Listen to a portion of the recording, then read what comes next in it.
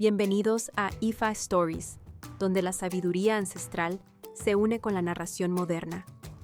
Adéntrate en el mundo sagrado de Ifa, el sistema espiritual yoruba, donde cada historia encierra el poder de la adivinación, el destino y un profundo conocimiento cultural. Acompáñanos mientras desvelamos los misterios de los orishas, las fuerzas divinas que guían nuestro camino, Orunmila, los irunmoles y muchos más. Cada historia es un puente entre el pasado y el presente, tejiendo lecciones atemporales que inspiran, iluminan y transforman.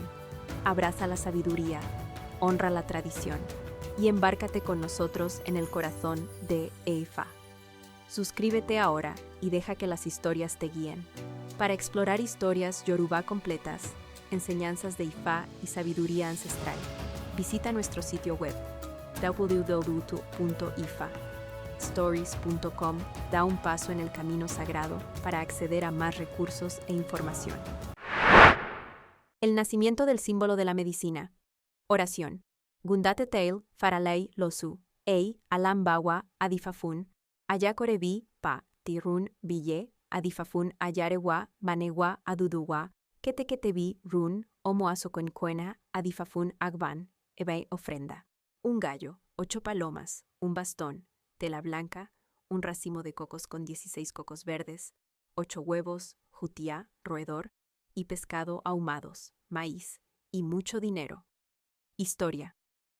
Runmela salió a visitar los pueblos porque Odiwa lo había enviado. En el cuarto pueblo encontró a Eyolá, la majá boa de Santa María, y le dijo que hiciera ebó con 16 cocos de agua. Eyolá respondió: ¿Quién eres tú? A lo que Runmela contestó: Soy Runmela, y debes hacer esto, o quedarás inválido, sin poder caminar, y caerás enfermo de lepra. Perderás tus extremidades, y marcas quedarán en tu cuerpo. Estas marcas se convertirían en sus escamas. Eyolá desobedeció el sabio consejo de Runmela, quien había visto el signo de Gunda Mesh en la entrada de aquella tierra. Pasó el tiempo y Oduwa salió a visitar los pueblos donde Runmela había estado, para ver si la gente había seguido las instrucciones que Runmela les había dado en cada lugar. A su lado derecho iba el perro y a su lado izquierdo Kete, el jutiá. Después de recorrer varias tierras, llegaron al pueblo donde Runmela había visto a Gunda Mej. En un matorral encontraron a un hombre gimiendo y jadeando. Oduwa le preguntó: ¿Quién eres tú? Y él respondió: Soy Eyolá, aquel a quien Runmela le dijo que hiciera ebó, pero no le obedecí. Ahora quiero hacer lo que él me dijo, con los cocos de agua.